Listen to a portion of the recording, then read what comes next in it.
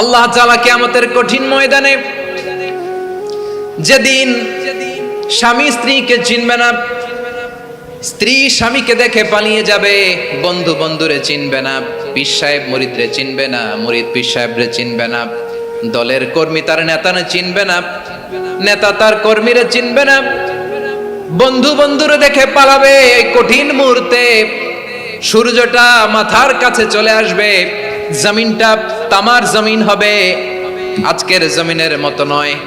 মানুষ ঘর্মাক্ত, ক্লান্ত, শ্রান্ত মাথার মগজগুলো কানের ছিদ্র আর নাকের ছিদ্র দিয়ে বেয়ে বেয়ে পড়বে। বিশ্বনবী ফরমান, ময়দানে 7 শ্রেণীর ব্যক্তিকে রব্বুল আলামিন তার আরশের নিচে ছায়া দিবেন। তার মধ্যে প্রথম শ্রেণীর ব্যক্তি হলো ইমামুন আদিল। ইমামুন আদিল, ন্যায়পরায়ণ শাসক, যে ইনসাফের সাথে বিচার করে, যে জাস্টিস সমাজে সার্ভ করে, যে সুশাসন নিশ্চিত করে, ওই ইমামুন আদিল। আদিল শব্দটা বুঝছেন না? ইন্নাল্লাহা ইয়া'মুরু বিল আদল, পাইছেন? আদিল। 7 শ্রেণীর ব্যক্তিকে আল্লাহ তাআলা সুশীতল আরশের নিচে ছায়া দিবেন, যেদিন তার দেয়া ছায়া ছাড়া কোনো ছায়া থাকবে না। এর প্রথম হচ্ছে ইমামুন আদিল, ন্যায়পরায়ণ শাসক। চিল্লায় বলেন সুবহানাল্লাহ। আবার বিশ্বনবী বললেন, ইন্নাল মুকসিতিনা ইনদাল্লাহি আলা মানাবির মিন নূর আন ইয়ামিনির রহমান। কিয়ামতের দিন যারা ন্যায়পরায়ণ হিসেবে আল্লাহর সামনে দাঁড়াবে, কিয়ামতের দিন রব্বুল আলামিন তার আরশের ডান দিকে ওই ন্যায়পরায়ণ লোকদের জন্য আরশের ডান দিকে একটা নূরের মিম্বারে তাদেরকে বসার সুযোগ করে দিবে। আল্লাহর আরশের ডান দিকে ন্যায়পরায়ণ লোকদের জন্য আল্লাহ তাআলা নূরের মিম্বার বানাবে। 4টে কেন কথা মনে করেছেন? আল আদাল, জাস্টিস। ইন্নাল্লাহা ইয়া'মুরু বিল আদল। আল্লাহ তাআলা এই আদালতের নির্দেশনা দেয়, সুবিচার, সুশাসন। প্রিয় ভাইয়েরা, এটা আমরা বাংলাদেশে চাই কি চাই না? এই যে অরাজকতা, এই যে অন্যায়, এই যে জুলুম, এই যে ইনকনসিস্টেন্সি, সমাজের অসঙ্গতির প্রধান কারণ জাস্টিস নাই, সুবিচার নাই, সুশাসন নাই। শেষবারের মতো আওয়াজ করে বলেন তো, আমরা বাংলাদেশে আদল চাই কি চাই না? তাহলে প্রথম নির্দেশনা শেষ, আল্লাহ তাআলা তোমাদেরকে আদলের আদেশ দেন। এরপরে আল্লাহ বললেন, আমি তোমাদেরকে ইহসানের আদেশ দেই।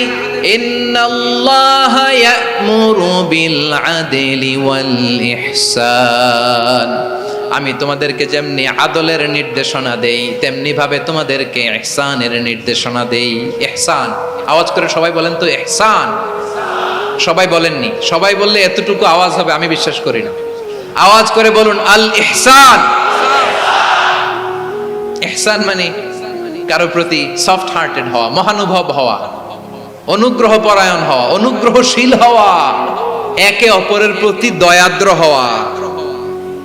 একে অপরের প্রতি দয়াদ্র, অনুগ্রহশীল হওয়া ছাড়া মানবিক সমাজ কশিনকালেও গঠন করা সম্ভব না। প্রিয় ভাইয়েরা, সুন্দর আচরণ দিয়ে, ইহসান দিয়ে যা জয় করা যায়, নরম আচরণ দিয়ে যেটা অর্জন করা যায়, কঠোরতা দিয়ে সেটা পারা যায় না। বিষ্ণু ঈসা ইসলাম ইহসান দিয়ে, কোমল আচরণ দিয়ে, তার অনুগ্রহ দিয়ে তিনি অনেক কাফিরের হৃদয়কে জয় করে ফেলেছেন। সাইয়েদনা সুমামা ইবনে উসাল রাদিয়াল্লাহু তাআলা আনহুর কথা মনে পড়ে যায়। তিনি ছিলেন ইয়ামামার বাদশা। মদিনাতে বিশ্বনবীকে হত্যা করার নিয়তে এসেছিলেন, গোপনে গোপনে বিশ্বনবীকে হত্যা করে আবার ইয়ামামাতে তিনি ফিরে যাবেন। কিন্তু কি অবাক করা কাণ্ড, হত্যা করতে পারে নাই, সাহাবাদের হাতে তিনি ধরা পড়ে গেলেন। সাইয়েদনা সুমামা ইবনে উসাল রাদিয়াল্লাহু তাআলা আনহু হত্যার নিয়তে আসলেন, কিন্তু হত্যা করতে পারলেন না। সাহাবারা ওনাকে ধরে ফেললেন, ধরে মসজিদে নববীর পিলারের মধ্যে বেঁধে রাখলেন। সুমামা ইবনে উসাল, সিরাত থেকে শুনেন, সিরাত থেকে শোনাচ্ছি, রাদিয়াল্লাহু তাআলা আনহু ইয়ামামার অধিপতি ছিলেন। ইয়ামামা বিশ্বনবীকে হত্যার জন্য আসছেন, ধরা পড়ে গেছেন, এখন মসজিদে নববীতে বেঁধে রাখছেন, তার মানে বন্দী। এখন স্ট্যাটাস কি? বন্দী, ক্যাপটিভ। তো বিষ্ণু ঈসা ইসলাম সাহাবাদেরকে বললেন, তার খোঁজ খবর নিও, সুমামা ইবনে উসালের খোঁজ খবর নিও। সাহাবারা বলেন, ইয়া রাসূলুল্লাহ, আপনাকে হত্যা করতে এসেছে, তার তো কঠিন ক্যাপিটাল পানিশমেন্ট হওয়া দরকার, কঠিন শাস্তি হওয়া দরকার। বিশ্বনবী বললেন, না, আমি যেটা জানি তোমরা সেটা জানো না। তোমরা সুমামার সাথে ভালো আচরণ করো, বিশ্বনবী সুমামার কাছে গেলেন। প্রথম দিন যে তিনি কালেমার দাওয়াত দিলেন, ইমানের দাওয়াত দিলেন, ইসলামের দাওয়াত দিলেন, রিসালাতের দাওয়াত দিলেন, আখিরাতের দাওয়াত দিলেন। পরের দিন যে বিশ্বনবী সালাতের দাওয়াত দিলেন, যাকাতের দাওয়াত দিলেন, ইসলাম কি, কিভাবে, কেমন করে পালন করতে হয় চমৎকার আর্টিকুলেট করতে শুরু করলেন। তন্ময় হয়ে সুমামা ইবনে উসাল রাদিয়াল্লাহু তাআলা আনহু বিশ্বনবীর কথাগুলো শুনতে আরম্ভ করলো। একদিন নয়, 2 দিন নয়, টানা 3 দিন বিশ্বনবী সুমামার কাছে ইসলামকে প্রেজেন্ট করেছেন, উপস্থাপন করেছেন। আওয়াজ করে বলেন, কয় দিন? 3 দিন। 3 দিন মসজিদে নববীতে বাধা। আর সাহাবীদেরকে বললেন, তার খোঁজ খবর নিও, তোমরা যে রুটি বানাও এর মধ্যে সবচেয়ে ভালো আটার রুটিটা তারে দিও, সবচেয়ে রিফাইন্ড খেজুর, যেটা পিওর খেজুর, এটা তারে দিও। আর বিশ্বনবী নিজের উট থেকে দুধ দহন করে ওনার বাড়ির এক কর্মচারীকে বলেছেন, দুধ দহন করে সুমামার জন্য নিয়ে যেও। সুবহানাল্লাহ পড়বেন না? সবাই তো অবাক, ইয়ামামা থেকে আসছে নবীকে হত্যা করতে, বিশ্বনবী দেখে তারে জামাই আদর করে, তাকে মজার মজার খাবার দিও, দুধ দিও, আদর আপ্যায়ন করো। একদিন নয়, 2 দিন নয়, টানা 3 দিন বিশ্বনবী এভাবে সুমামার কাছে যেয়ে ইসলামকে প্রেজেন্ট করতে আরম্ভ করলেন, ইসলামকে উপস্থাপন করতে শুরু করলেন। আর তাকে চমৎকার এন্টারটেইনমেন্ট, আপ্যায়ন দিতে আরম্ভ করলেন। টানা 3 দিন যখন ইসলামের দ্য বিউটিজ অফ ইসলাম, ইসলামের সুমহান বাণী, সৌন্দর্য তার কাছে উপস্থাপন শেষ, তাকে আপ্যায়ন শেষ, বিশ্বনবী বললেন সাহাবাদেরকে, যাও এবার সুমামার হাতের পায়ের রশি দুটো খুলে দাও। সাহাবারা বললেন, ইয়া রাসূলুল্লাহ, কি বলেন আপনি? ও তো হত্যাকারী, সুযোগ পায় নাই, আপনারে মারতে পারে নাই, ছেড়ে দিলে আবার ও আপনার উপর তলোয়ার নিয়ে ঝাঁপিয়ে পড়বে। নবী, এই সিদ্ধান্ত আপনি নিতে যাবেন না। বিশ্বনবী বললেন, যেটা বলেছি সেটা করো, সুমামার রশিগুলো ছেড়ে দাও, সুমামার হাতে পায়ের রশিগুলো যে তোমরা খুলে দাও। সাহাবারা তর্ক জুড়ে দিলেন, লা ইয়া রাসূলুল্লাহ, এমনটা করবেন না, তো ভয়ঙ্কর ভয়ঙ্কর খুনি, কি জানি কি হয়ে যায়। বিশ্বনবী বললেন, না, তার হাতে পায়ের রশিগুলো খুলে দাও। সাহাবারা বিশ্বনবীর কথা মতো তার হাতে পায়ের রশিগুলো খুলে দিল।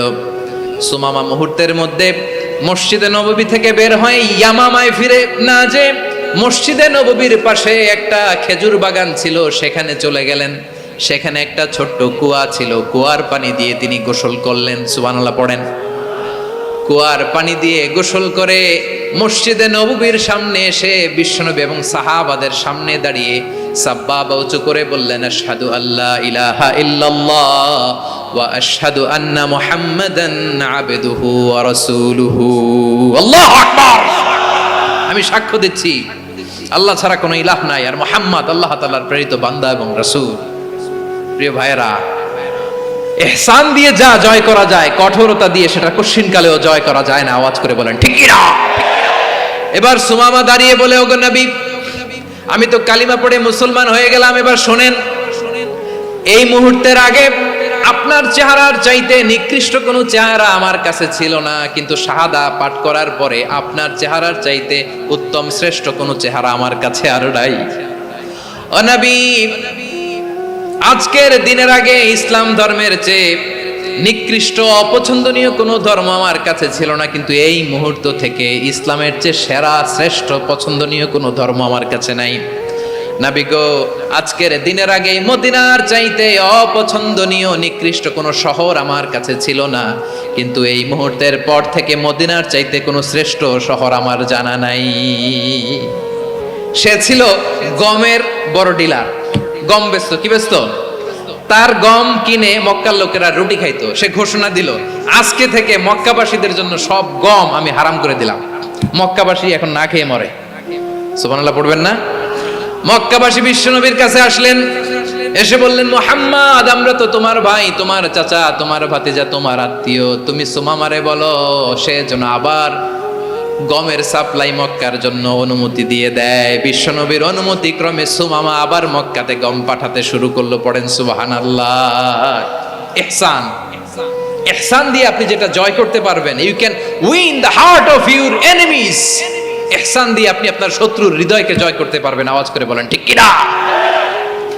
এজন্য আল্লাহ বললেন, ওয়া আনফিকু ফি সাবিলিল্লাহি ওয়ালা তুলকু বিআইদিকুম ইলাত তাহলুকা ওয়া আহসিনু ইন্নাল্লাহা ইউহিব্বুল মুহসিনিন।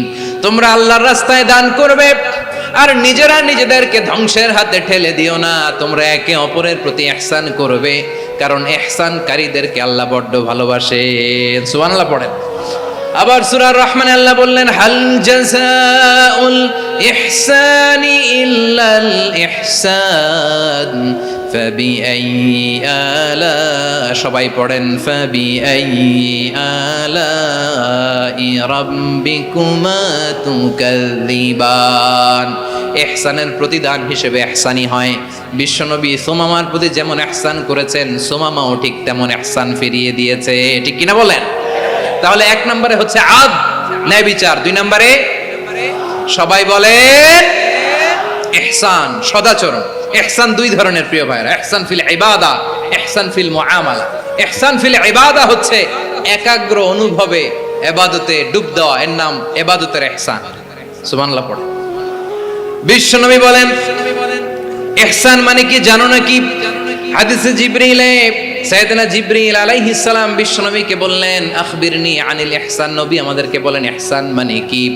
বিশ্বনবী বললেন, আনতা আবুদাল্লাহা কাআন্নাকা তারাহু ফাইন লাম তাকুন তারাহু ফাইন্নাহু ইয়ারাক। ইহসান মানে হলো এমন ভাবে তুমি আল্লাহর সামনে নিজেকে উজাড় করে ইবাদত করবে, তুমি ভাববে তুমি আল্লাহকে দেখতে পাচ্ছ। আর এটা যদি ভাবা তোমার জন্য কঠিন হয়ে যায়, অন্তত এতটুকু তুমি ভাববা যে আল্লাহ তোমাকে দেখতে পাচ্ছেন। ঠিক কিনা বলেন? ও আমার বীর চট্টলার ভাইয়েরা, কেউ যেটা দেখে না সেটা দেখে কে? এই বিশ্বাস হৃদয়ের মধ্যে আছে? নামাজে যখন দাঁড়ান এই ফিলিংসটা আনা যাবে? হ্যাঁ, এশার সালাত তো এখনো হয় নাই না? আলোচনা শেষে এশার সালাত এখানে অনুষ্ঠিত হবে, তাই না? আচ্ছা বলুন তো, আমরা এশার সালাত পর্যন্ত বেঁচে থাকবো এই গ্যারান্টি আছে কার কার? হাত তোলেন। কয়েকজন হাত তুলছে পেছনে, না বুঝে তুলে ফেলছে। এশা পর্যন্ত যে আমরা হায়াত পাবো কোনো গ্যারান্টি আছে? সবাই আওয়াজ করে বলেন, গ্যারান্টি আছে? গ্যারান্টি নাই। এই জন্য বিষ্ণু ইসলাম বলেছে, এমন ভাবে নামাজে দাঁড়াও, ইবাদত করো, মনে করো হতে পারে এটাই আমার জীবনের শেষ নামাজ। Perform the salah as if this is your last and final prayer. এমন ভাবে সালাতে দাঁড়াও, ভাবো হতে পারে এটাই তোমার জীবনের শেষ নামাজ। এমন ভাবে নামাজে দাঁড়াও, ভাবো এটাই শেষ নামাজ। তাহলে নামাজে একাগ্রতা বাড়ায় দিবে কে? ফলে ইবাদতের ইহসান আমাদের অর্জিত হবে। আর মুআমালাতে ইহসান হলো,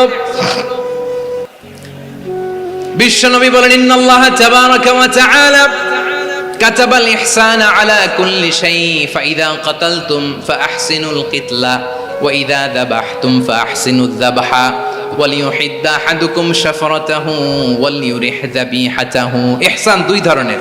আওয়াজ করে বলতে হবে, কয় ধরনের? সবাই বলুন আওয়াজ করে, কয় ধরনের? একটা হচ্ছে ইহসান ফিল ইবাদা, ইবাদতে ইহসান। ইবাদতে ইহসান কি? একাগ্র অনুভব দিয়ে ইবাদত করা, মন প্রাণ দিয়ে ইবাদত করা। আর মুআমালাতে ইহসান কি? সব কাজে, দৈনন্দিন কাজে, কর্মে, সামাজিক অ্যাক্টিভিটিতে কোমলতা প্রদর্শন করা, অনুগ্রহের সাথে সবকিছু করা। আল্লাহ তাআলা ইন্নাল্লাহা তাবারাকা ওয়া তাআলা কাতাবাল ইহসানা আলা কুল্লি শাই, তিনি সব কিছুর ব্যাপারে ইহসানকে আবশ্যক করেছেন। সবকিছু, মুমিনের সব কাজে ইহসানের পরশ থাকবে।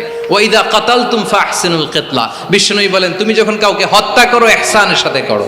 সুবহানাল্লাহ পড়বেন না? যখন হত্যা করো তখনও ইহসানের সাথে। আচ্ছা হত্যা করবো আবার ইহসান আসবে করতে করে, তো মেরেই ফেলবো আমি। আল্লাহ, ও ভাই একজন খুন করেছে, খুনি, রাষ্ট্রীয় আইনে তার শাস্তি হয়েছে ডেথ পেনাল্টি, মৃত্যুদণ্ড। এখন মৃত্যুদণ্ড দেখে আপনি যেমনে মন চায় তেমনে মারবেন লোকটারে? ওর নাক কেটে ফেলতে পারবেন? ওর কান কাটতে পারবেন? ওর চোখ উপড়ে ফেলতে পারবেন আপনি? যেমন মন চায় তার অঙ্গহানি করা যাবে না। ইহসানের সাথে তাকে হত্যা করো। সুবহানাল্লাহ, this is Islam, this is the true essence of Islam. ওয়া ইযা যাবাহতুম ফাহসিনুয যাবহা, যখন জবাই করবে তখনও ইহসানের সাথে জবাই করো। করব জবাই, ওইখানেও নাকি ইহসান। আচ্ছা কুরবানির দিন আমরা পশুগুলোরে কি করি বলেন সবাই আওয়াজ করে? জবাই। জবাই মানে তো এটার মেরেই ফেলতেছি, একটু পরে তো টুকরো টুকরো করে গোশতগুলো খাবো, এটার তো খাবো। এটা তো মেরেই ফেলবে। বিষ্ণু বলে না, জবের মধ্যেও মুমিনের জবের ভেতরেও ইহসানের পরশ থাকা চাই। যখন জবাই করবে প্রাণীটাকে হাত পা টাইট করে বেঁধে নাও, ছুরিটাকে শার্পেন করে নাও, ধারালো করে নাও, যাতে অল্প সময়ে জবাইটা হয়ে যায়, প্রাণীটা যাতে কম কষ্ট পায়। সুবহানাল্লাহ পড়ে। দিস ইজ কল্ড ইহসান। ইহসান আল্লাহ তাআলা যেমনি আদলের আদেশ করেছেন, ন্যায় বিচার জাস্টিস এনশিওর করতে বলেছেন, সমাজে ইহসানের ব্যবহার, ইহসানের অনুশীলন তিনি করতে বলেছেন। এজন্য মুমিনের প্রতিটি কাজে, আমার চট্টগ্রামের ভাইরা আমার দিকে তাকান, খেয়াল করে শুনুন, মুমিন জীবনের প্রতিটি কাজে ইহসানের পরশ থাকা চাই। আমরা যেন আমাদের পরিবারের প্রতি ইহসান করি, আমরা যেন আমাদের কর্মচারীদের প্রতি ইহসান করি, আমরা যেন আমাদের কলিগদের প্রতি ইহসান করি, আমরা যেন আমাদের ভাইদের প্রতি ইহসান করি। মুমিন জীবনের প্রতি কাজে ইহসানের পরশ থাকার দরকার আছে না নাই? কথা বুঝতে পেরেছেন? তাহলে আল্লাহ তাআলার তিনটা আদেশ ছিল, কয়টা গেল? ভুলে গেছে, ভুলে গেছে চট্টগ্রাম। তিনটা আদেশের মধ্যে কয়টা বললাম? প্রথমে কি ছিল? আদল। 2 নম্বরে, 3 নম্বরে রব্বুল আলামিন বললেন ওয়া ইতাইদিল কুরবা, নিকটাত্মীয়দেরকে দান করো। নিকট আত্মীয়দেরকে দাও, যারা তোমাদের ব্লাড কানেকশনের আত্মীয় তাদেরকে তোমরা দাও। এখানে জেনারেলি বললেন দাও, কি দিব সেটা তিনি এখানে বলেন নাই, সেটা তিনি সূরাতুল ইসরার মধ্যে বলেছেন। আল্লাহ বলেন ওয়া আতিযাল কুরবা হাক্কাহ, নিকট আত্মীয়দেরকে তাদের অধিকার, তাদের প্রাপ্য তোমরা বুঝিয়ে দাও। দেখেন, একটা শান্তির সমাজ, একটা সমৃদ্ধ সমাজ, একটা মানবিক সমাজ গঠনের জন্য আল্লাহ তাআলা বেশি না, মাত্র 3টা অর্ডার, 3টা ভার্ডিক্ট তিনি জারি করেছেন। 1 নাম্বার সুশাসন, ন্যায় বিচার। 2 নাম্বার ইহসান। 3 নাম্বার নিকটাত্মীয়, যারা কাছের, তোমার ভেরি ক্লোজ রিলেশনশিপে আছে, তাদেরকে দাও। দাও, দিলে বাড়িয়ে দেয় কে? অনেকে দিতে চায় না, কৃপণতা করে। দিলে বাড়ায় দেয় কে? ও মিয়া, মদিনার মধ্যে সবচাইতে গরিব সাহাবী ছিল বেলাল রাদিয়াল্লাহু তাআলা আনহু। ওনার এন্টায়ার অ্যাসেট, সম্পদের পরিমাণ কতদূর জানেন? একটা লুঙ্গি। বেলাল রাদিয়াল্লাহু তাআলা আনহু, ওনার টোটাল ওয়েলথের এস্টিমেশন হচ্ছে মাত্র একটা লুঙ্গি। একটা লুঙ্গি, টোটাল ওয়েলথ এস্টিমেশন, টোটাল সম্পদের পরিমাণ বেলাল রাদিয়াল্লাহু তাআলা আনহুর কি ছিল? কথা বোঝে নাই বোধহয়। কি ছিল? ওই বেলাল রাদিয়াল্লাহু তাআলা আনহুকে বিষ্ণু ইসলাম বলেছেন আনফিক ইয়া বেলাল, ও বেলাল তুমিও দাও। ওয়ালা তাখশা মিন যিল আরশি ইখলালা, আরশের অধিপতির তো কোনো ঘাটতি নাই, তুমি দিলে ওই আল্লাহ তোমারে বাড়ায় দিবে। এজন্য আমার প্রিয় ভাইয়েরা, দিলে কমে না, দিলে বাড়ে।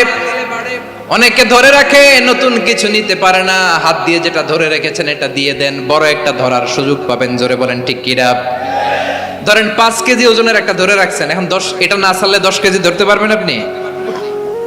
আচ্ছা, 10 কেজির জিনিস একটা আছে হাতে, ওইটা যদি ছেড়ে দেন তাহলেই না 15 কেজি ধরতে পারবেন। কথা বলেন ঠিক কিনা? তাহলে দিলে বাড়িয়ে দেয় কে? রব্বুল আলামিন বললেন 3 নাম্বার আদেশ হলো তোমাদের প্রতি সমাজটারে কেমন করে মানবিক সমাজ, সুন্দর সমাজ গড়বা। 3 নাম্বার আদেশ হলো ওয়া আতিদাল কুরবা হাক্কা, নিকটাত্মীয়দেরকে তাদের প্রাপ্য বুঝিয়ে দাও। এই নিকটাত্মীয়দেরকে তাদের অধিকার বুঝিয়ে দেওয়া, প্রাপ্য বুঝিয়ে দেওয়াতে আমাদের গাফলতি আছে না নাই? চট্টগ্রামে নাই? মাশাআল্লাহ আছে, আছে। অনেকে দেখবেন অনেক আল্লাহওয়ালা তাহাজ্জুদ গুজার, সেজদা দিতে দিতে কপালে কালো দাগ ফেলে দিছে, সে তার বোনের হকটা আদায় করে নাই। আছে না নাই? হ্যাঁ, এখানেও আছে। সর্বনাশ। অনেক বড় হাজী সাহেব, বিশাল লম্বা দাড়ি, ছেলেরে সব দিয়ে দিছে, মেয়েরে কিছু দেয় নাই, মেয়ের হক আদায় করে নাই। আছে না নাই? এই হাজী সাহেবেরা, এই আল্লাহওয়ালারা কিয়ামতের ময়দানে আটকে যাবে। আপনি অন্যের অধিকার নষ্ট করেছেন, তাদের রাইটস কে ভায়োলেট করেছেন। এজন্য আল্লাহ তাআলা বলেন, কারো অধিকার যদি কেউ নষ্ট করে, ওই সমাজটা মানবিক সমাজ কঠিন কালেও হতে পারে না। এজন্য 3 নম্বর আল্লাহ বললেন ওয়া ইতাইদিল কুরবা, নিকটাত্মীয়দেরকে দাও। কি দিবা? তাদের অধিকার দিয়ে দাও, বোনের অধিকার বুঝিয়ে দাও, মেয়ের অধিকার বুঝিয়ে দাও, ফুফুর অধিকার বুঝিয়ে দাও। দেখবেন অনেক মায়েরা ছেলের পাতে মুরগির রান দেয়, মেয়ের পাতে দেয় মুরগির ঠ্যাং। এরকম আছে না নাই? ছেলেরা কি দেয় মুরগির, মেয়ের পাতে কি দেয়? তো মেয়ের কি মুরগির রান খেতে মনে চায় না? মনে চায় না? এমনটা করা যাবে না। নিকটাত্মীয়দেরকে অধিকার দিয়ে দাও, নিকটাত্মীয়ের সাথে সুসম্পর্ক রাখো। আদেশটা কার? এজন্য প্রিয় ভাইয়েরা, জীবনে যদি বারাকা অর্জন করতে চান, নিকটাত্মীয়দের সাথে সুসম্পর্ক রাখতে হবে, তাদের জন্য উপহার পাঠাতে হবে। বিশ্বনবী বলেন, লা ইয়াদখুলুল জান্নাতা কাতে, যে ব্যক্তি আত্মীয়তার সম্পর্ককে ছিন্ন করে দেয়, সে কঠিন কালেও আল্লাহর জান্নাতে ঢুকবে না। আপনি কি এটারে সহজ হাদিস মনে করছেন? এটা সহজ কথা? আপনি ভাবছেন আপনার নামাজ আপনার বাঁচাতে পারবে, আপনার রোজা বাঁচাতে পারবে, আপনার তাহাজ্জুদ আপনারে বাঁচাতে পারবে? অধিকার নষ্ট করলে কিছুই আপনারে বাঁচাতে পারবে না। এজন্য নিকট আত্মীয়দেরকে দিতে হবে বেশি বেশি। বিশ্বনবী বলেন, ইন্না সাদাকাতা আলাল মিসকিনি সাদাকা ওয়া আলা যির রাহিমি ইসনাতান সাদাকাতুন ওয়া সিলা। মিসকিনরে দান করলে শুধু দানের সওয়াব হয়, নিকট আত্মীয়কে দান করলে দুইটার সওয়াব হয়, সাদাকার সওয়াব হয়, আবার আত্মীয়তার বন্ধন অটুট রাখার সওয়াব হয়ে যায়।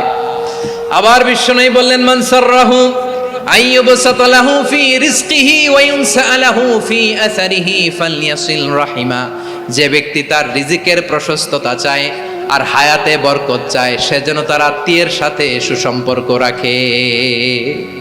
আমার প্রিয় চট্টলার ভাইয়েরা,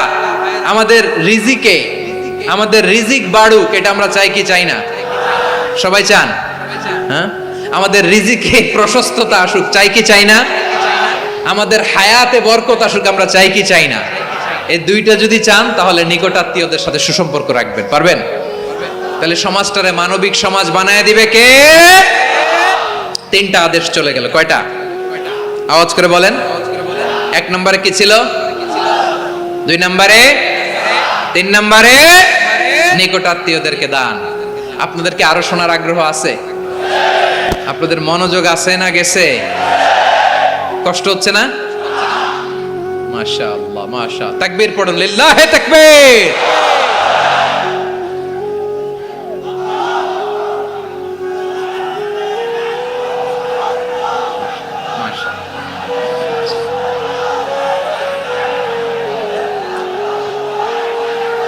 আমার প্রিয় ভাইয়েরা,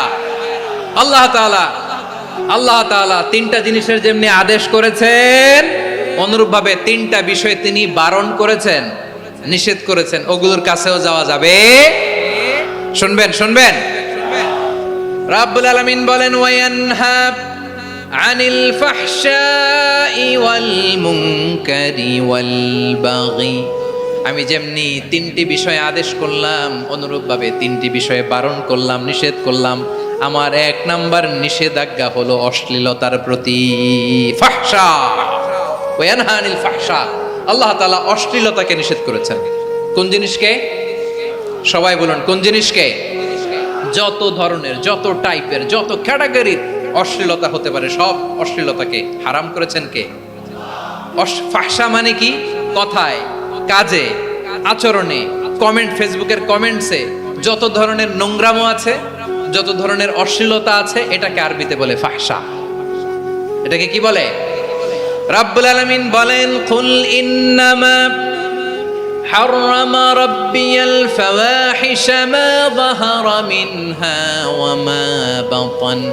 ও নবী, আপনি বলে দেন, আমার রব প্রকাশ্য, অপ্রকাশ্য, স্পষ্ট কিংবা অস্পষ্ট, দৃশ্যমান কিংবা অদৃশ্যমান সব অশ্লীলতাকে হারাম করেছেন। সব ধরনের অশ্লীলতা হারাম, সব ধরনের।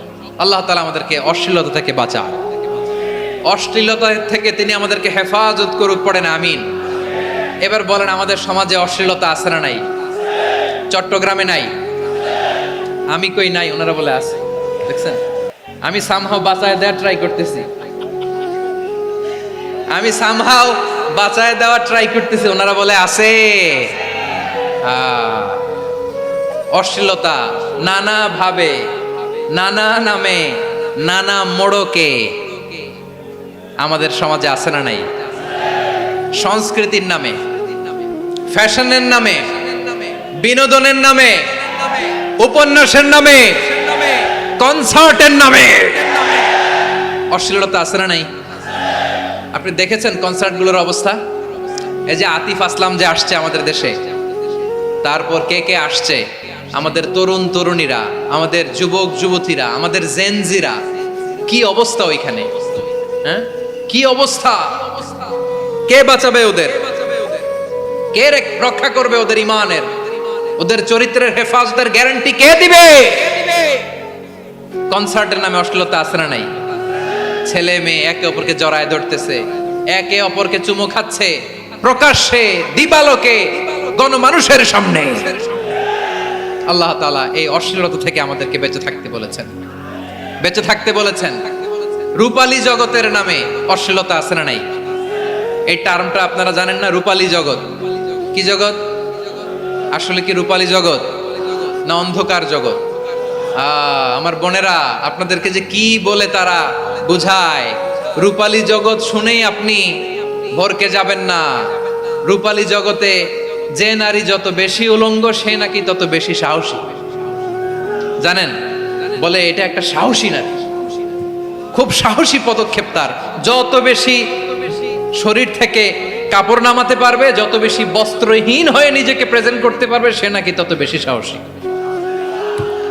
আমার চট্টলার ভাইয়েরা, শয়তানের প্রথমে এজেন্ডা ছিল বনি আদমকে বস্ত্রহীন করা। সে আদম এবং হাওয়া আলাইহিস সালামকে নিষিদ্ধ গাছের ফল খাইয়ে তাদেরকে বস্ত্রহীন করেছে। এই জামিনেও সে আমাদেরকে বস্ত্রহীন করতে চাইবে। এই রূপালী জগতের নামে তারা এটা করে। আমার প্রিয় বোনেরা, আপনি জানেন না আপনার দাম কত? ওরা আপনাদেরকে বিজ্ঞাপনের সস্তা পণ্য বানাতে চায়। ওরা আপনাদেরকে ওদের ভোগের লিপসার টুলস বানাতে চায়। ওরা আপনাদেরকে দিয়ে ওদের খায়েশ পূরণ করতে চায়। এটা আপনাদের জন্য মোটেও ডিগনিটি নয়, এটা আপনাদের জন্য সম্মান নয়। আপনার সম্মান শালীনতায়, আপনার সম্মান হেজাবে, আপনার সম্মান ভদ্রতায়, আপনার সম্মান আপনার ডিসেন্ট পোশাকে। পোশাক বলে দেয় এই নারীটা ভদ্র না অভদ্র। পোশাক বলে দেয় এই মেয়েটা কোন ঘরের মেয়ে। আওয়াজ করে বলেন ঠিক কিনা? আপনি জানেন না, আপনারা সস্তা পণ্য বানায়, ভোগের পণ্য, বিলবোর্ডে আপনাকে উলঙ্গ করে উপস্থাপন করে। এই অশ্লীলতার সাথে ইসলামের কোনো সম্পর্ক। এজন্য আল্লাহ বলেন, আমি অশ্লীলতাকে হারাম করেছি। অশ্লীলতাকে হারাম করার প্রথম কারণ হলো এর মাধ্যমে মানবতাকে অপমানিত করা হয়। কারণ মানুষের সম্মান মানুষের পোশাকে। মানুষ যখন পোশাকহীন হয়ে যায়, বস্ত্রহীন হয়ে যায়, তার সম্মান কমে যায়, ঠিক কিনা? অশ্লীলতাকে হারাম করার প্রথম কারণ হচ্ছে মানুষ মানুষকে অপমান করে। একটা নারী, সে তো সম্মানিত, নারী যে কত সম্মানিত নারীরা এটা বুঝেই নাই। বিশ্বনবী বলেন, আর দুনিয়া কুল্লুহা মাতা ওয়া খায়রু মাতা'আদ দুনিয়া আল মারআতুস সালিহা। আমার বোনেরা, 5টা প্যান্ডেলে আপনারা এলইডিতে আমার আলোচনা শুনছেন, আমি জানি। আপনাদের এই গর্ভ যে কত দামি আপনি জানেন না। আপনার পেট থেকেই আসবে আগামী দিনের সালাহুদ্দিন আল আইয়ুবী। আপনার পেট থেকেই আসবে অনাগত দিনের ইমাম মাহদি আল মুনতাজার। আপনার পেট থেকেই আসবে অনাগত দিনের ফয়সাল, ওয়াসিম, মুগ্ধ, আবু সাইদের মতো বীর যোদ্ধা।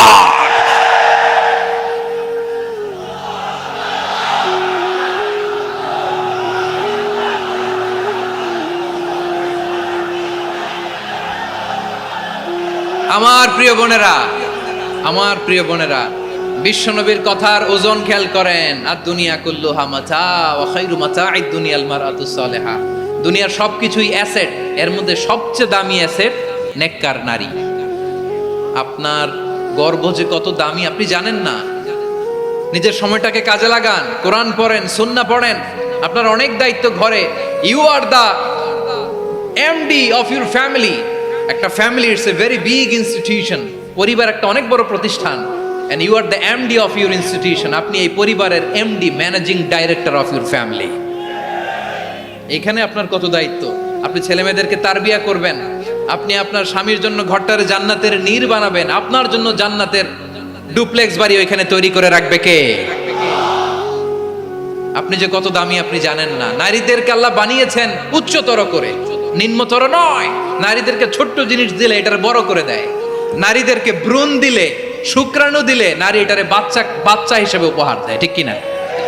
বিয়ের মাধ্যমে স্বামী যখন তার শুক্রাণু তার স্ত্রীকে উপহার দেয়, স্ত্রী রিটার্নে কি উপহার দেয়? ফুল ফর্ম বেবি, মানব সন্তান।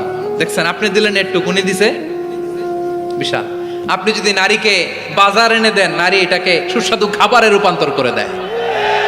আপনি তাকে একটা মুচকি হাসি দিয়ে দেন, সে তার কলিজা দিয়ে দেয়। কিন্তু যদি আপনি তার মনে কষ্ট দেন, সে আপনার জীবনকে জাহান্নাম বানাইয়া দেয়। খবর আছে, নারীর মন বুঝতে পারলে নেয়ামত, বুঝতে না পারলে কিয়ামত, ঠিক কিনা বলে? কত দামি আপনি জানেন না, জানেন না আপনি কত দামি, অনেক দামি আপনি। আপনাদেরকে যেন ভোগের সস্তা পণ্য বানাতে না পারে, আপনাদেরকে সচেতন থাকতে হবে, সজাগ থাকতে হবে, কনসার্ন থাকতে হবে। শয়তানের ওই হাতছানির দিকে আর নজর দেওয়া যাবে না। তাহলে কেন আল্লাহ তাআলা এই ফাহশা অশ্লীলতাকে হারাম করলেন? এক নাম্বার, এতে হিউম্যান ডিগনিটি কমে। দুই নাম্বার, এতে মানুষের অধিকার নষ্ট হয়। আপনি বিয়ে করেছেন, এরে পরকিয়া করেন, ওর সাথে এরকম আছে না নাই? স্ত্রীর অধিকার নষ্ট করেছেন। আপনি বিবাহ সম্পর্কে আবদ্ধ হয়েছেন তার সাথে, আপনি পরকিয়া করেন ওই ছেলের সাথে, আপনি আপনার হাজবেন্ডের সাথে বিট্রে করেছেন। এজন্য আল্লাহ অশ্লীলতাকে হারাম করেছেন। অশ্লীলতাকে হারাম করার আরেকটা কারণ হচ্ছে আল্লাহ তাআলা এই হিউম্যান জেনারেশনকে এটাকে প্রিজার্ভ করতে চায়। হিফজুন নাসল, এটা মাকাসিদুশ শরিয়ার অনেক গুরুত্বপূর্ণ একটা মাকাসিদ, অনেক গুরুত্বপূর্ণ। আপনার নাসল, আপনার জেনারেশনকে সংরক্ষণ করা। এই যে আসতেছে ফেব্রুয়ারি, কত ফেব্রুয়ারি জানো? এটা কি বিশ্ব ভালোবাসা দিবস? হ্যাঁ, কি দিবস?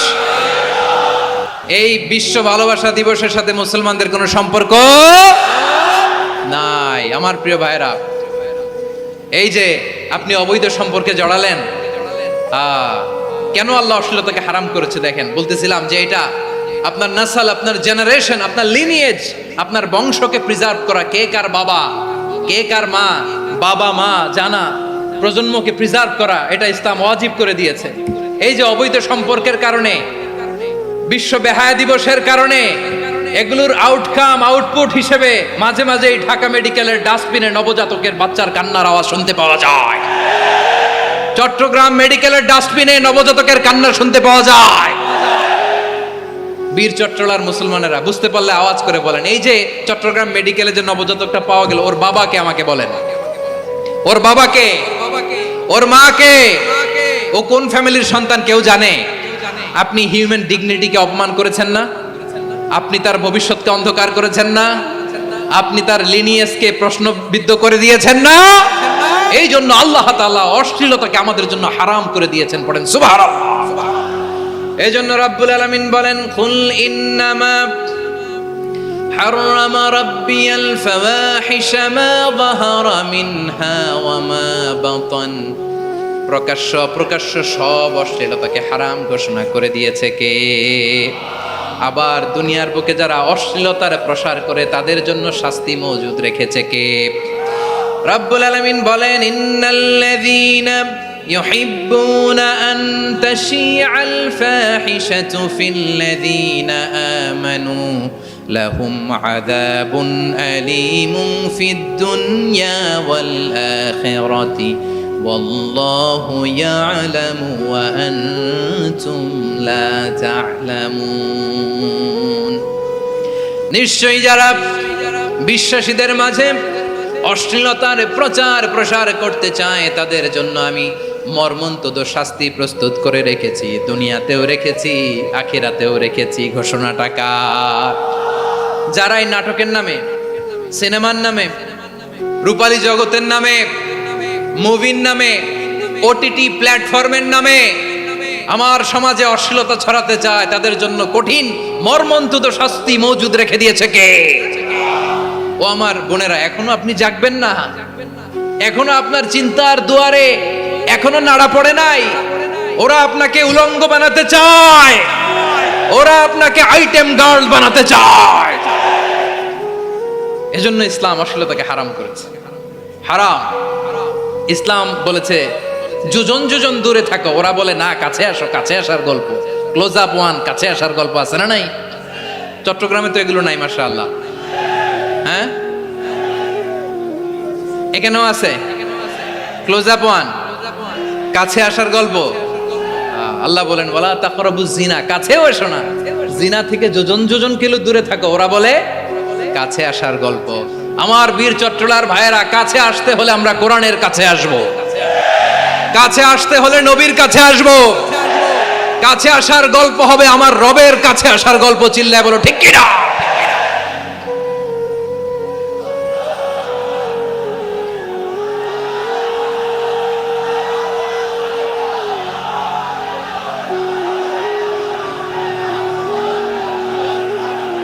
বসুন বসুন আমার ভাইয়েরা।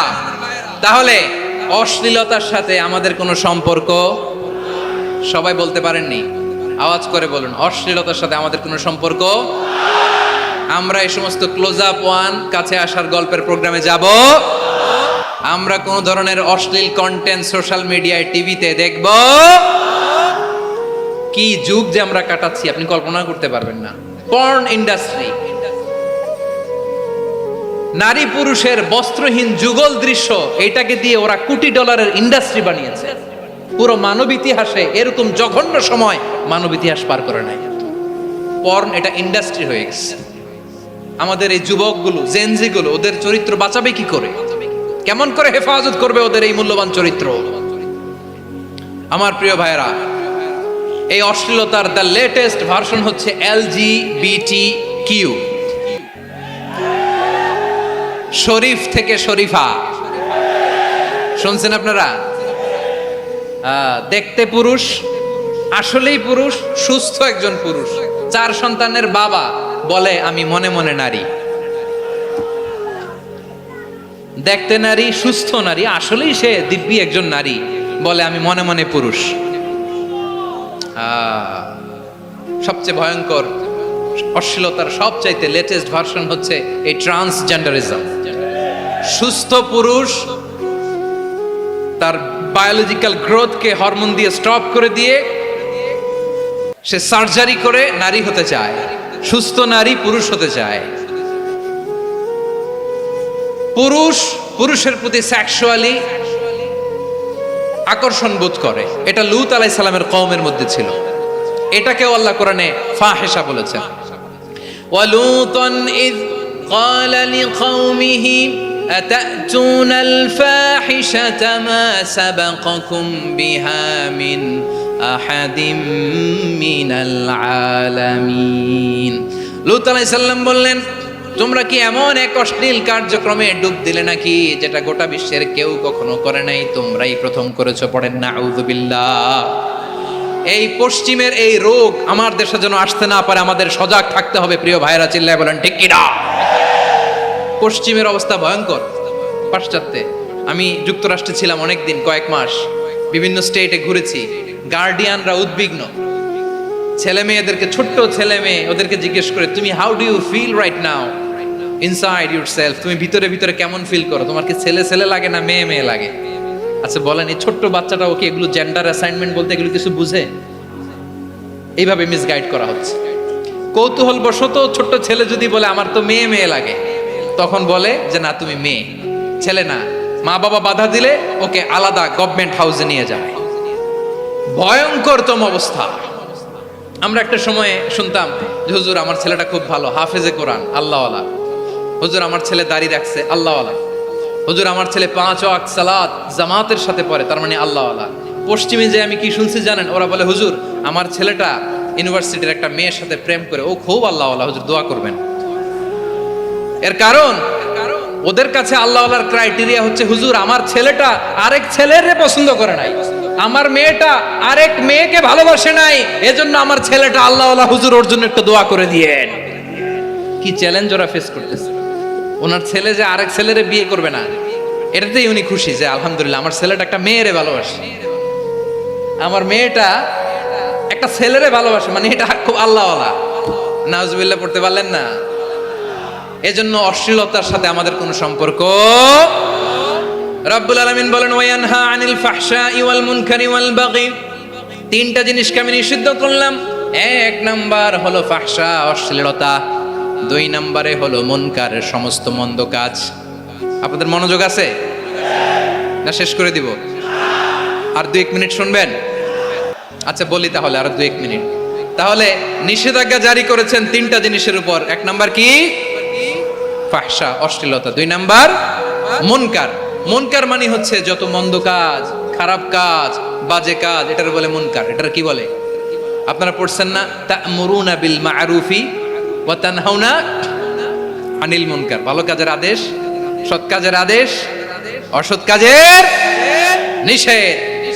মুনকার, মুনকার হচ্ছে মানুষের স্বাভাবিক বিবেকবোধ যেটাকে খারাপ বলে, ওইটাই মুনকার।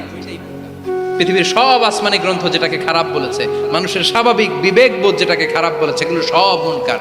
যেমন ইফটিজিং, এটা কি ভালো না খারাপ? মজুদদারি, খাদ্যে ভেজাল দেওয়া, ওজনে কম দেওয়া, মাছে ফরমালিন মিশানো, চাঁদাবাজি, টেন্ডারবাজি, দখলবাজি, এগুলো আমাদের স্বাভাবিক বিবেকেই বলে এগুলো খারাপ, এগুলো হচ্ছে মুনকার। আল্লাহ তাআলা এই মুনকার থেকে আমাদেরকে বেঁচে থাকতে বলেন, আর শয়তান এই মুনকারের প্রতি আমাদেরকে উদ্বুদ্ধ করে। আল্লাহ তাআলা বললেন, ইয়া আইয়ুহাল্লাযীনা আমানু লা তাত্তাবিউ খুতুওয়াতিশ শাইতান ফাইন ওয়া মান ইয়াত্তাবি' খুতুওয়াতিশ শাইতানি ফাইন্নাহু ইয়া'মুরু বিল ফাহশাই ওয়াল মুনকার। আল্লাহ বললেন, আমার গোলামেরা শোনো শোনো, ও আমার বিশ্বাসী বান্দারা খবরদার, তোমরা কশিনকালেও শয়তানের পদাঙ্ক অনুসরণ করবে না, কারণ শয়তান তোমাদেরকে অশ্লীলতা এবং মন্দ কাজের দিকে উদ্বুদ্ধ করে। আমাদের কাজ হচ্ছে শয়তান আমাদেরকে যেদিকে নিতে চায় আমরা তার উল্টা দিকে যাব, ঠিক কিনা বলে? শয়তান এই মন্দ কাজকে আমাদের কাছে বিউটিফাই করে, চাকচিক্যময় করে আমাদের সামনে উপস্থাপন করে। এজন্য আল্লাহ বলেন, মুনকারকে থামাতে হবে, মুনকার প্রতিরোধ করতে হবে। মুনকার প্রতিরোধের দায়িত্ব শুধু আমাদের নাকি? শুধু আপনার খতিব সাহেবের, ইমাম সাহেবের, নাকি মুসলিম উম্মার সবার? আওয়াজ করে বলুন, মুনকার অসৎ কাজ প্রতিরোধের দায়িত্ব কার? রাব্বুল আলামিন বলেন, কুনতুম খায়রা উম্মাতিন উখরিজাত লিন-নাসি তা'মুরুনা বিল মা'রুফি ওয়া তানহাউনা আনিল মুনকার। তোমাদেরকে শ্রেষ্ঠ জাতি করে জমিনের মধ্যে আবির্ভূত করা হয়েছে, যাতে করে তোমরা জমিনের ভেতরে সৎ কাজের আদেশ করতে পারো আর অসৎ কাজের নিষেধ করতে পারো। উম্মাহ কুনতুম খায়রা, তাহলে গোটা উম্মার দায়িত্ব, এটা বুঝতে পারছেন তো? আচ্ছা, আরো নিচে আসেন। এরপরে আল্লাহ বললেন, শুধু উম্মাহ না, এই জমিনের রাজত্ব আমি যাদের হাতে দেই, এই জমিনের মালিক আমি যাদেরকে বানিয়ে দেই, যাদেরকে আমি সরকারের দায়িত্ব দেই, তাদেরকেও মুনকার প্রতিরোধের দায়িত্ব দিয়েছে কে? আল্লাহ বলেন, যারা ক্ষমতার মসনদে বসেছে তাদেরকে 4 দফা কর্মসূচি আমি আল্লাহ দিলাম। আওয়াজ করে বলেন, কয় দফা? আল্লাহ বলেন, আল্লাযীনা ইম্মাক্কান্নাহুম ফিল আরদি আকামুস সালাতা ওয়া আতাউয যাকাতা ওয়া আমারু বিল মা'রুফি ওয়া নাহাউ আনিল মুনকার ওয়ালিল্লাহি আকিবাতুল উমুর। যারা এই জমিনের উত্তরাধিকার হয়েছে তারা 4 দফা কর্মসূচি নিয়ে সামনে আগাবা। সালাত কায়েম করবা, যাকাত আদায় করবা, সৎ কাজের আদেশ দিবা, অসৎ কাজ থেকে মুনকার প্রতিরোধ করবা। আদেশটা কার? আমার প্রিয় চট্টলার ভাইরা, পুরো উম্মার দায়িত্ব মুনকার প্রতিরোধ করা, সরকার প্রধানের দায়িত্ব মুনকার প্রতিরোধ করা। এরপর আল্লাহ বলেন, প্রতিটা ফ্যামিলির যিনি প্রধান সিইও বাবা, প্রত্যেক বাবারও দায়িত্ব এই মুনকার প্রতিরোধ করা। আওয়াজ করে বলেন, ঠিক কিনা? যেমনটি সাইয়েদনা লুকমান আলাইহিস সালাম ওনার কলিজার টুকরা সন্তানকে আদেশ করেছেন, ইয়া বুনাইয়া আকিমিস সালাতা ওয়া'মুর বিল মা'রুফি ওয়ানহা আনিল মুনকার। পড়েন সুবহানাল্লাহ। বাবা ছেলেকে সবক দিচ্ছে। কে সবক দিচ্ছে? কাকে? লুকমান আলাইহিস সালাম ছেলেকে বলতেছে, ওরে আমার কলিজার টুকরা সন্তান, ওরে আমার বাছা, নামাজ কায়েম করবা, সৎ কাজের আদেশ দিবা, আর মুনকার প্রতিরোধ করবা, অসৎ কাজ সমাজ থেকে খারাপ কাজকে ঝেঁটে বিদায় করে দিবা। তাহলে দেখেন আমি স্টেপ বাই স্টেপ নামলাম। পুরা উম্মার দায়িত্ব, জমিনের উত্তরাধিকারী আল্লাহ যাদেরকে বানিয়েছেন সরকার, তাদের দায়িত্ব, প্রতিটি ফ্যামিলির প্রধানের দায়িত্ব। এরপরে বিশ্বনবী বলেন সচেতন প্রতিটি মুসলিমের দায়িত্ব সমাজ থেকে মুনকারকে উৎখাত করা। বিশ্বনবী বলেছেন মান রাআ মিনকুম মুনকারান ফালিয়ুগাইয়িরহু বিয়াদিহি ফাইন লাম ইয়াস্তাতি ফাবিলিসানিহি ওয়া ইন লাম ইয়াস্তাতি ফাবিকলবিহি ওয়া যালিকা আযআফুল ঈমান। সমাজে যে মুনকার দেখবে, খারাপ কাজ দেখবে, সে যেন হাত দিয়ে সেটাকে থামায়। কি দিয়ে? আপনাদের তো হাত নাই না? হাত আছে, হাত আছে। ওরা যেই হাত দিয়ে অন্যায় করে ওইটা প্রতিরোধের জন্য আমাদেরও হাত আছে না নাই? থামাতে হবে, থামাতে হবে।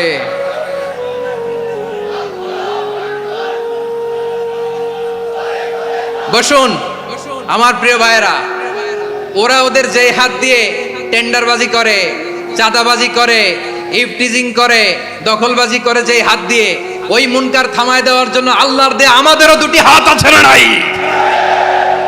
আমাদেরও হাত আছে। থামাইতে হবে, থামাইতে হবে, হিম্মত করতে হবে।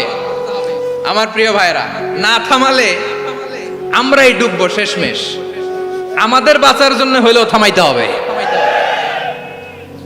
রব্বুল আলামিন বলেন ওয়াত্তাকু ফিতনাতাল লা তুসিবান্নাল্লাযীনা যালামু মিনকুম খাসসা। ও আমার গোলামেরা, ওই আযাবকে ভয় করো যে আযাব যখন আমি জমিনের বুকে পাঠাই শুধু জালেমদেরকেই মারি না, আলেমদেরকেও মারি।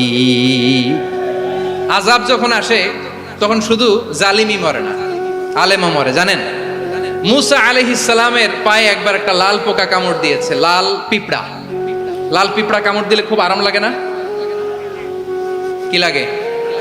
হ্যাঁ, জ্বলে না? লাল একটা পিঁপড়া কামড় দিছে, তো উনি রেগে মেগে পাশি দেখে লাল পিঁপড়ার বাসা, পা দিয়ে ডলে মুছে সবগুলো পিঁপড়া মেরে ফেলছে। এই ঘটনাটা আল্লাহ ঘটিয়েছেন এজন্য মুসা আলাইহিস সালাম ছিলেন কালিমুল্লাহ, সরাসরি আল্লাহর সাথে কথা বলতেন। তিনি আল্লাহকে জিজ্ঞেস করেছিলেন, আল্লাহ তুমি যখন কোনো জনপদে আযাব পাঠাও, শাস্তি দাও, ওখানকার শুধু জালেমরাই তো মরে না, ভালো মানুষগুলাও মরে, তো আযাব দিবা মুশরিকদের উপর দিবা, অবাধ্যদের উপর দিবা, ভালো মানুষগুলারে মারো কেন? আল্লাহ বললেন, মুসা তোমার যে কামড় দিছিল পায়ের মধ্যে পিঁপড়া, কয়টা পিঁপড়া? জোরে বলেন। একটা পিঁপড়া, তো সবগুলারে মারলা কেন? রেগে মেগে পুরো পিঁপড়ার বাসা ভেঙে মেসাকার করলা কেন? এই মুসা, আমি যখন অ্যাকশনে যাই, আমি যখন শাস্তি দেই, তখন এত বাস বিচার করা হয় না, বাস বিচার করা যায় না। যখন অ্যাকশনে যাওয়া হয় ওইটা ডাইরেক্ট অ্যাকশন হয়ে যায়। চিল্লায় বলো ঠিক কি না? এজন্য আমাদের বাঁচার জন্য হলেও এই পাপ থামাতে হবে, এই শয়তানের অট্টহাসি থামাতে হবে, অন্যায় অপরাধ সমাজ থেকে আমাদের থামাতে হবে। কারণ আযাব আসলে ওরাও মরবে, আমরাও মরব। একটা জাহাজ 2 তলা, আপনি আছেন 2য় তলায়, শুনতেছেন? শুনতেছেন? জাহাজ কয় তলা? আপনি কোন তলায়? 2য় তলায়। নিচের তলার কিছু লোক জাহাজের তলা ছিদ্র করতে আরম্ভ করছে। কি ছিদ্র করতেছে? আচ্ছা, জাহাজের তলা ছিদ্র করলে তলা দিয়ে কি ঢুকে? এখন আপনি যদি বলেন আমার কি, আমি তো 2 তলায়, আমার কি, আমি তো সেফ, আমি তো সেফ জোন, আমি তো ভালো আছি, আমি তো ভালো আছি, ওরা ছিদ্র করে ওরা মরবে। আসলে কি শুধু ওরা মরবে, নাকি তলা ফুটো হলে ভিতরে পানি ঢুকলে আপনারও শরীর সমাধি হবে? তলা দিয়ে যখন পানি ঢুকবে, জাহাজ ঢুকলে আপনিও মরবেন। এজন্য নিজে মরার আগে ওই পাগলগুলোর নিচতলায় যে থামাতে হবে। চিল্লায় বলেন ঠিক কি না? এজন্য আল্লাহ বললেন মুনকার প্রতিরোধের দায়িত্ব সমাজের টপ টু বটম সবার। পুরো উম্মার দায়িত্ব, সরকার প্রধানের দায়িত্ব, প্রতিটি ফ্যামিলির প্রধান বাবার দায়িত্ব। বিশ্বনবী বললেন প্রতিটি সচেতন মুসলিমের দায়িত্ব। এজন্য মুনকার প্রতিরোধ করার দরকার আছে না নাই? সমাজে এই যে ইফটিজিং হয়, আপনার বোনের বয়সী একটা মেয়েকে কিছু বখাটে টিটকারি করে, এই বলে সেই বলে, নোংরা কথা বলে, রাস্তায় দেখেও আপনি পাশ দিয়ে না দেখার মতো চলে যান কেন? আপনি দাঁড়ান না কেন? আপনি দাঁড়ালেই তো থেমে যাবে, কারণ সত্যের যে শক্তি তার সামনে মিথ্যা মুখ থুবড়ে পড়ে। আপনার সামনে ও কিছুই না, নাথিং। আপনি দাঁড়ান, ওকে প্রশ্ন করেন যে আমার বোনকে তুমি ডিস্টার্ব করো কেন? আপনাকে দেখে আরো 5 জন দাঁড়াবে, 5 জনকে দেখে আরো 10 জন দাঁড়াবে। আমাদের নীরবতা আর আমাদের নিশ্চুপ থাকাই জালিমদেরকে আরো শক্তিশালী জালিম বানিয়েছে। এজন্য মুনকার প্রতিরোধের দায়িত্ব আমাদের সবার। টেন্ডারবাজি, চাঁদাবাজি, দুর্নীতি, অপরাধ, দখলদারিত্ব, মজুদদারি, এগুলো সব কিছু একসাথে প্রতিরোধ করতে হবে, ঠিক কিনা বলেন? একটা মানবিক সমাজ যদি চাই, প্রতিরোধ করতে হবে। প্রিয় ভাইয়েরা, আল্লাহর শপথ নিয়ে বলি, এই নাসিহাতগুলো সবার জন্য, সব দলের জন্য, সব মতের মানুষের জন্য। আমরা কোনো দলের প্রতি মানুষকে ডাকি না, আমরা ডাকি ইসলামের দিকে। সব দলের, সব মতের, সব মানুষদেরকে আমরা আহ্বান জানাই, আসুন আমরা একটা সুন্দর সমাজ বিনির্মাণ করি। এই যে নতুন বাংলাদেশের এক সুযোগ এসেছে, আর জীবনে হয়তো আসবে না, সামনের 100 বছর এই সময় আসবে না। আসুন দেশটাকে আমরা সাজাই, আসুন আমরা দুর্নীতি বন্ধ করি, আসুন আমরা চাঁদাবাজি বন্ধ করি, আসুন আমরা দখলদারিত্ব বন্ধ করি, আসুন আমরা এক দল আরেক দলকে নিশ্চিহ্ন করার যে রাজনীতি, এটা বন্ধ করি। সব দলের প্রতি আমার আহ্বান। আমি কিছুদিন আগে একটা নিউজ দেখলাম, ওই যে লন্ডনে বসে জনাব তারেক রহমান সাহেবকে আমি ধন্যবাদ দিতে চাই। উনি সংবাদ শোনা মাত্রই ওনার দলের অনেক চাঁদাবাজকে উনি বহিষ্কার করেছে। I do appreciate. প্রতিটি দলের এরকম ইনিশিয়েটিভ নেওয়ার দরকার আছে না নাই? যে কোনো দলে এই প্র্যাকটিসটা থাকার দরকার আছে না নাই?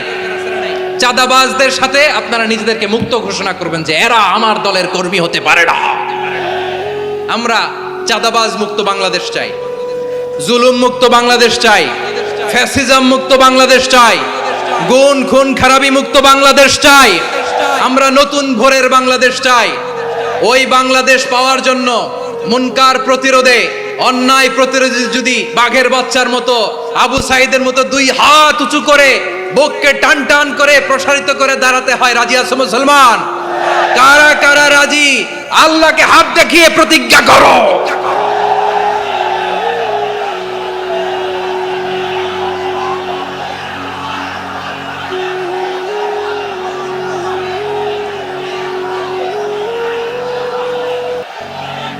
আমার প্রিয় ভাইয়েরা, বসুন বসুন আমার ভাইয়েরা।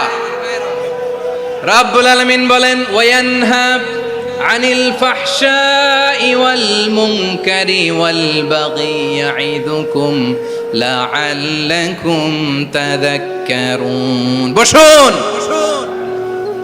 আল্লাহ বললেন, আমি অশ্লীলতাকে নিষেধ করি, আমি সব ধরনের মন্দ কাজকে নিষিদ্ধ করি, সব শেষে আমি সীমা লঙ্ঘনকে তোমাদের জন্য নিষিদ্ধ করি। আলোচনা মনে আছে তো? না ভুলে গেছেন? নিষিদ্ধ করেছেন কয়টা জিনিস? 1 নম্বরে অশ্লীলতা, 2 নম্বরে মুনকার তথা সব মন্দ কাজ, 3 নম্বরে আল বাগি, সীমা লঙ্ঘন, ক্রসিং দ্য লিমিট।